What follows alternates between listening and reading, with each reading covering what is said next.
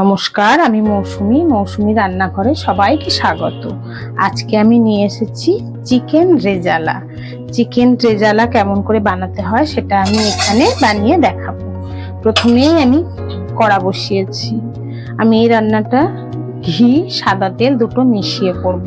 এখানে চিকেনটা ভালো করে ধুয়ে পরিষ্কার করে রেখেছি। আমি কড়াটা গরম হয়েছে নাকি দেখি, আপনারা যদি পারেন পুরোটা ঘিয়েই করতে পারেন, খুব ভালো লাগবে। আমি ঘি আর তেল মিশিয়েই করছি, খুব বেশি ঘি দেব না, তাই দিলে তো অপূর্বই লাগবে। এমনিতে না দিলে শুধু তেল দিয়েও যদি করেন তাও খুব সুন্দর লাগবে। খুব কম সময়ে কম উপকরণে দারুণ চিকেন রান্না, দারুণ। এবার তেল ঘির মিশ্রণটা গরম হয়ে এসেছে। এই সময় আমি এতে পেঁয়াজ কুচোনো,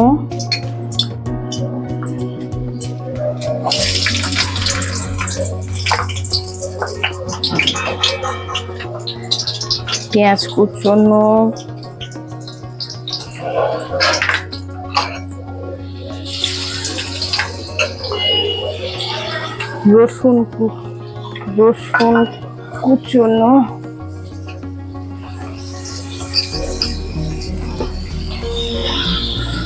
কুচোনো, দিতে পারেন, বেটেও দিতে পারেন, আদা বাটা সব দিয়ে একটু নাড়বো।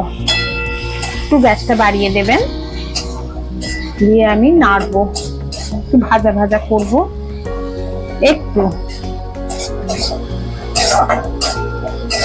তারপরেই আমি এর সাথে দিয়ে দেব গরম মশলা গোটা, দারচিনি, এলাচ, লবঙ্গ। আপনি মাংসের পরিমাপ অনুযায়ী এগুলো দেবেন। মাংস বেশি হলে এগুলো দুটো একটা করে বাড়িয়ে দেবেন। আমার মাংসটা কম আছে, আমি ওই জন্য কম করে দিলাম। আর একটু গোলমরিচের গুঁড়ো দেব, খুব সুন্দর লাগবে এটা। আপনি ভাত, রুটি, পরোটা, লুচি, ফ্রাইড রাইস, পোলাও সবকিছুর সাথে খেতে পারবেন। খুব সুন্দর। আলু ছাড়া দারুণ লাগবে খেতে। এই যে মশলাগুলোর পেঁয়াজ, আদা, রসুন, কাঁচা গন্ধটা চলে যাবে, আর এই গরম মশলা, গোলমরিচ এগুলো সব ঘিয়ে ভাজা হওয়ার একটা গন্ধ, সুন্দর গন্ধ বেরোবে। তখন আমি টক দই নিয়েছি। এই টক দইটা আমি হলুদ দিয়ে ফেটিয়ে রেখেছি। এই টক দইটা আমি এই সময় দেব। আর একটু ভাজা ভাজা হয়ে যাক মশলাটা, কাঁচা গন্ধটা চলে গেছে, তবু আর একটু, খুব লাল করে ভাজার কোনো দরকার নেই। ভাজা হলো, গন্ধটা চলে গেছে, আদা পেঁয়াজ রসুনের কাঁচা গন্ধ। এই সময় আমি এই ফেটানো টক দইটা হলুদ দিয়ে ফেটিয়েছি। রসুনটা কুচোনোও দিতে পারেন, বেটেও দিতে পারেন। আমি এটা টক দইটা এবারে দিয়ে দিলাম। টক দইয়ের পরিমাপটাও আপনারা মাংস অনুযায়ী দেবেন।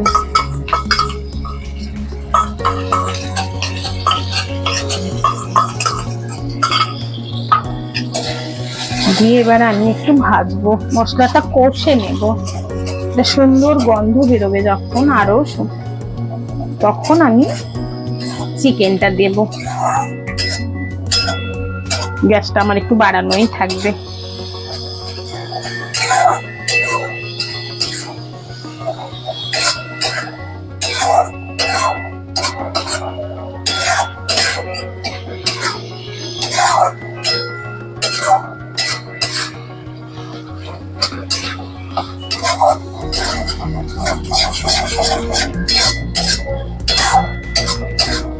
চিকেনটা দিয়েও আমি ভাজা ভাজা করব।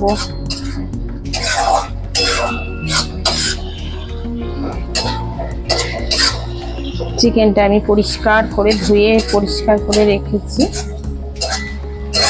এই মশলাটা কষিয়ে নিয়ে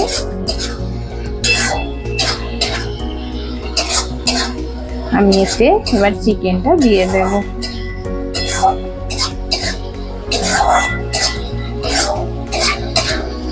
মশলাটা ভালো করে কষতে হবে, কিন্তু বেশ ভালো।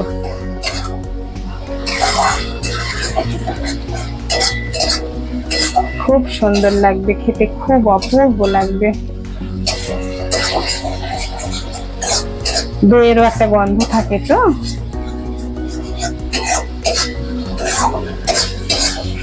দেখুন, দেখবেন তেল ছেড়ে যাবে।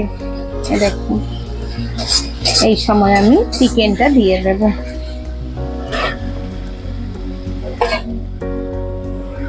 আমি কিন্তু নুন এখন দেব না, নুনটা আমি পরে দেব।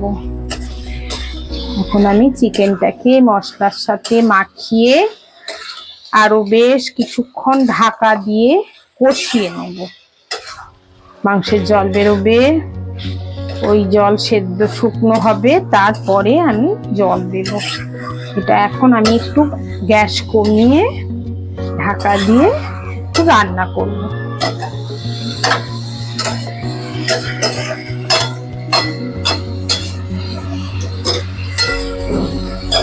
আমি এবার এটা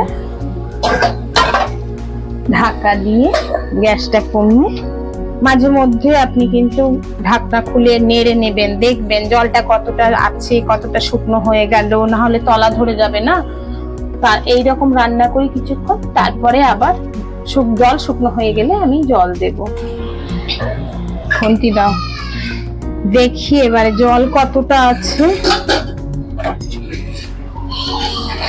জলটা মরে তেল ভেসে উঠেছে, ঘি দিয়েছিলাম, সেই ঘিটা দেখুন ভেসে উঠেছে। এবার এই সময় আমি জল দেব, জল দিয়ে ঢেকে রাখবো। ফুটে উঠলে নুন, চিনি আর লেবুর রস একটু দিয়ে আবার ঢেকে দেব।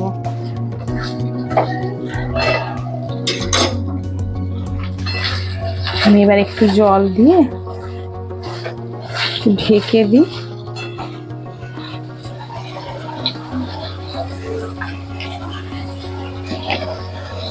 তেল একদম তেল ছেড়ে গেছে।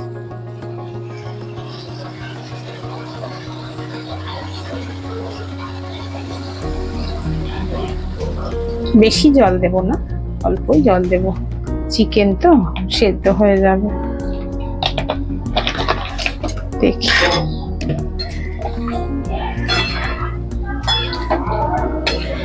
দেখি আমার মাংসটা কম আছে, তাই আমি সবকিছুই কম কম দিচ্ছি। আপনাদের বাড়ির মাংসটা যদি পরিমাণ যেমন হবে আপনারা সেই রকম সব দেবেন। একটু দিয়ে আমি এবার ঢেকে মাংসটাকে একটু সেদ্ধ করব। কম আছে, আমি ঢেকে দিলাম। ঢেকে দিয়ে আমি একটু সেদ্ধ করি। তারপর আমি ওতে লেবুর রস, পাতি লেবুর রস আর ওতে চিনি, নুন দিয়ে ওটাকে মাখিয়ে আবার ঢেকে দেব। এবারে আমি ঢাকা খুলে দেখি জলটা কতটা আছে। হ্যাঁ, জলটা ফুটে উঠেছে, জল তো আছে, কিন্তু মাংস সেদ্ধ হয়ে গেছে, মাংসটা ছেড়ে গেছে পুরো হাড় থেকে। এ দেখুন, আমি এই সময় লেবুর রস দেব আর নুন দেব, চিনি দেব। আমি এতক্ষণ পর্যন্ত কিন্তু নুন দিইনি।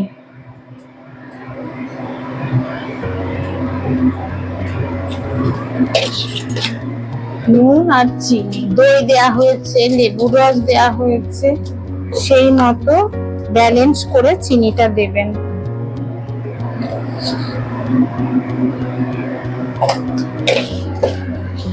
একটু টেস্ট করে দেখে নেবেন সব ঠিকঠাক আছে কিনা, নামানোর আগে দেখে নিতেই হবে।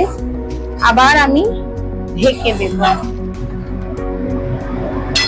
আর একটু জলটা মরে যাক, এইগুলো ফুটে মাংসর ভেতরে ঢুকে যাক ভালো করে। টেস্ট সুন্দর না হলে হবে কি করে। এটা আমি আবার ঢাকা দিয়ে এইভাবে কিছুক্ষণ রান্না করব। তারপর ঢাকা খুলে দেখবো জলটা কতটা আছে, কতটা মরেছে। এইভাবে কিছুক্ষণ রান্না করি। দেখি এবার ঢাকা খুলে কতটা জল আছে, মাংসটা কতটা সেদ্ধ হয়েছে। একদম শুকনো তো করবো না, একটু কাই তো থাকবেই। এবার গ্যাসটা একটু বাড়িয়ে দিই, মাংস তো সেদ্ধ হয়ে গেছে, একদম মাখো মাখো হবে। ওই অবস্থায় নামাবো। দেখুন মাংসটা সেদ্ধ হয়ে গেছে, সুসেদ্ধ একদম।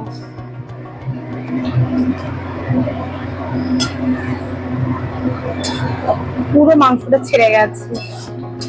আমি এইবারে এতে একটু কিশমিশ ছড়িয়ে দেব।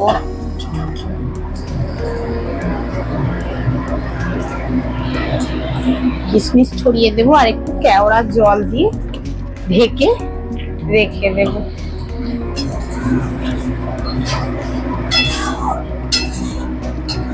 কেওড়া জল দিলে সেন্টটা খুব সুন্দর লাগবে, তবে খুব বেশি দেবেন না, মাংসর পরিমাপ অনুযায়ী দেবেন।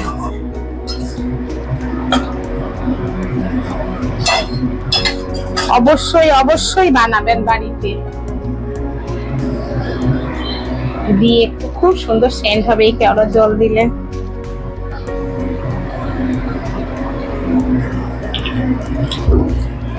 দিয়ে আমি একটু নেড়ে নিই।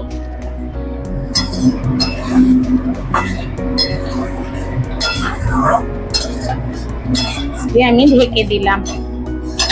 মাংসটা আমার হয়ে গেছে। গ্যাসটা বন্ধ করে ঢেকে দিলাম। হয়ে গেল আমার চিকেন রেজালা। আজকে তবে আসি, নমস্কার।